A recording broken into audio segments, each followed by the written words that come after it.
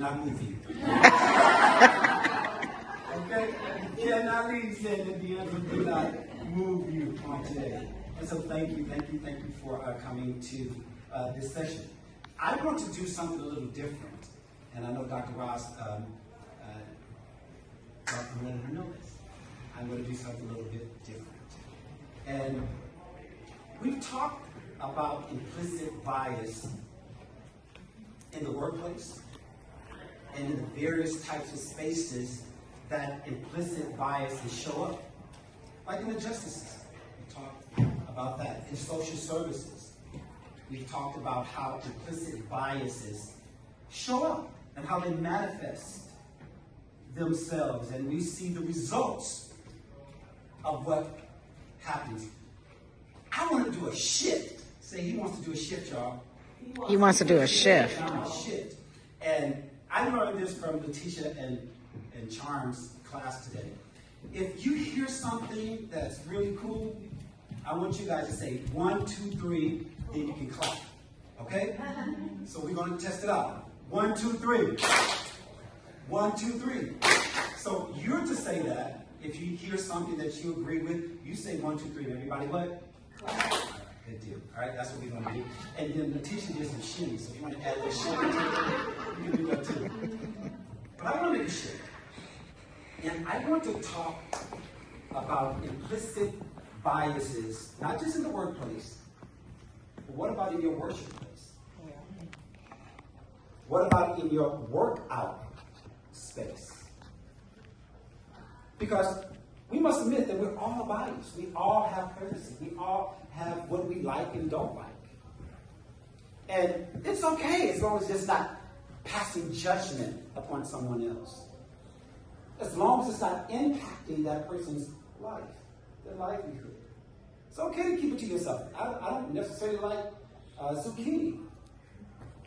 But I'm not going to press that upon you. That's my bias. So we have to be careful about when our biases impact other people. But what about when your biases or your views impact you in your faith? Think about that for me. How does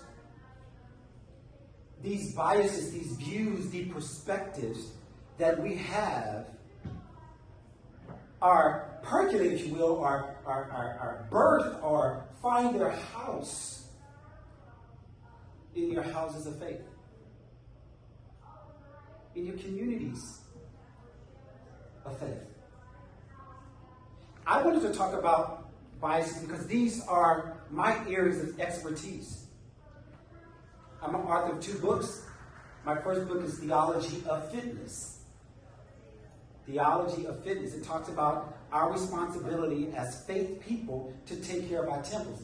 That's one thing. We're going to talk about the biases in that. And then I have another book called Parenting from a Distance. Parents that are parenting, whether they're incarcerated or whether they deployed or whether we have a baby mama drama and the daddy's on one side of the town and the mother's on the other side of town and grandma's trying to intervene. How do you bridge that gap and maintain the connections and the biases that come along with that? So I'm going to start off with fitness and how it shows up in our workout places. I'm going to throw out some words and I want you guys kind of figure out what are your presuppositions, what are your thoughts? All right? And I want you to be brutally honest. And I want you to just yell it out, okay? A skinny person. What comes to mind? Eat more food. Eat more food. A muscular person. Got a lot of time. Got a lot of time, okay? What was it? Don't have children. Don't have children. What about someone that is obese? Lazy. Loves food. Trauma. What about someone that is weak? Little. Feeble. These presuppositions just arise just from seeing that person? What about somebody that we see, man, that guy is really strong? What are some presuppositions that come to mind? It must be tough. Must be tough. It's a bad guy. Fearless. You don't bother him. You don't touch him. And these are the biases that come to mind automatically. You don't have to think about it. But when those biases impact those individuals, we begin to judge them that way. Begin to have these expectations of them that way. That's when we come across the line. 1, 2, 3. You cross the line. It's so important for us to understand that I know that these are our neurological processes, that we get these shortcuts in our minds, but we need to make sure that those shortcuts are not being shortcut. Mm. And the only way we know that is that we have these types of conversations, that we have these types of gatherings, that we have these types of spaces where we can talk about the biases that we live with on a daily basis. We talk about, fitness. And I oftentimes interact with people that they're muscular, they're fit, but they're also dealing with preventable diseases. They can have a beard. Who would ever think someone that is slim and fit is dealing with preventable diseases? Or you might see someone else that is a lot larger and are not dealing with it, but we may perceive that in fact they are because of our own presuppositions. And how is our service rendered to them? How is our conversation tailored towards them because of these presuppositions? We have to have those types of conversations. When we go into the church, you throw out something. A pastor, what comes to mind? Holy. Holy. Holy, holy. What about a female pastor? Holy. She's holy too? What about a gay pastor? Not in my church. Not in your church. What about a pastor or a preacher or someone that is crippled and lame? Are they as holy or not as holy or can't preach well because of that? What is it? What is it? I would say they're suffering for a purpose, like suffering for Christ. Yeah. Or with him. Did you hear that? Yeah. 1, 2, 3. I'm gonna do that. Right. Is that some people think that because you see someone that is lame or whatever, that somehow so you did something wrong. You're stuck. That is something that's a price you're paying for that. And many of us think that, but we won't say anything about it. I would walk up to you and say, I'm going to pray for you. When in fact, we have already drawn some conclusion about why I need to pray for you, because what I see from you already suggests that something is wrong. And people come up and say, I want to pray for you. It's not authentic. It's their way of validating whatever your issue is. Or exposing, reminding you of, yes, this thing is happening to me. So I'm so bad that I need prayer from you. And you can see it on my lapel. I'm wearing it. I can't hide it.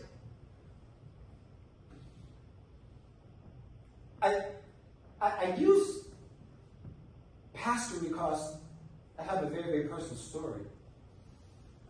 I have a cousin. I pastored for many years. And I'm going to talk more about it. And my cousin, I grew up in, I don't know if you guys are familiar with this, it's an organization called the Church of God in Christ. It's a black organization. It's the largest in the world. And I was reared in that. And they had very, very dogmatic views. Women did not preach. You did not speak. You did not get in front of a pulpit. You did not do that. They couldn't wear red. You couldn't wear red, lipstick, I grew up nothing. that way too. Wear pants. I've never seen my mom wear No pants. Never. Yeah. I've never seen my mom with without clothing in full regalia, if you will. Because that's what she was taught. And so my cousin, I had decided that I was going to go and to be ordained in the United Methodist Church, which is a white denomination. And they were preparing for me to go to get my degree. I worked on Wall Street, and people said, you need to go into ministry. I was like, no, I'm going to build skyscrapers. So God said, you're going to build men. And so they gave me a free scholarship, and I went.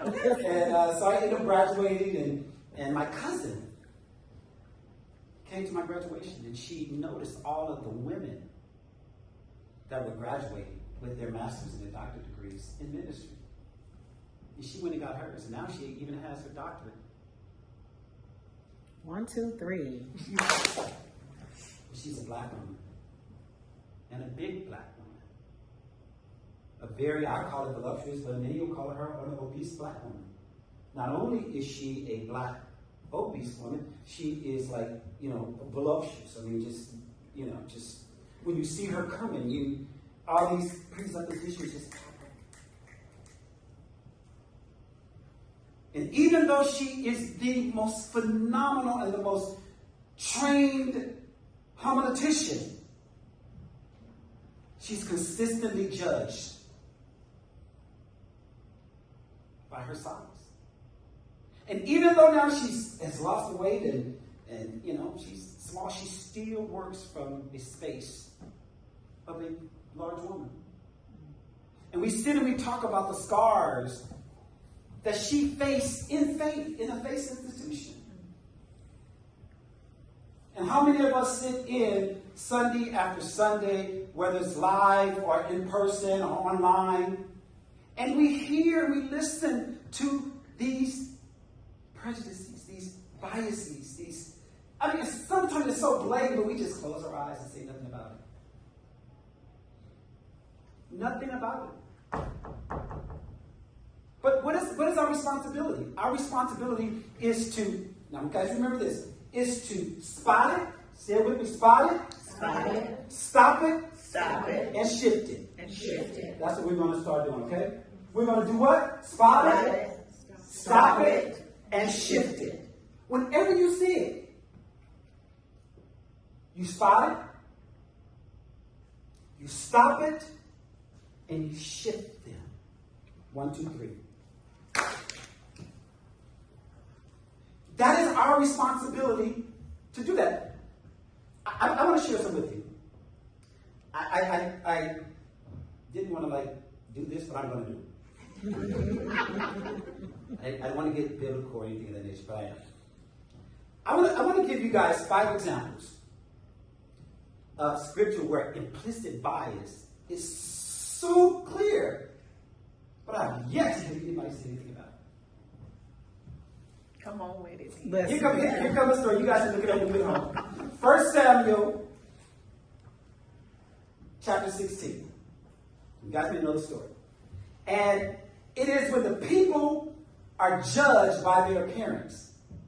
How many of you guys heard this story? Where they are describing the difference between Samuel and David.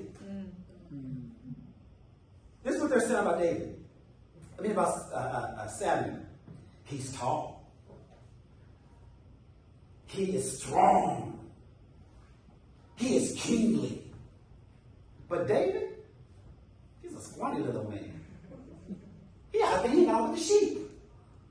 But Samuel, besides, look at this king. These stereotypes and these biases that were impressed upon who we call the leader of Israel at some point. But do we see the bias in that? And pastors will preach that, and get a hand now. And so do you not know you're fermenting these biases? That I gotta be strong and all this stuff in order to be a great king when I can be a small guy. Or I can be a woman and be a ruler. Look at Bathsheba. What do we talk about Bathsheba? She was more mightier than Solomon. But we talk about her as his concubine. not the lands and the wars and the bounty that was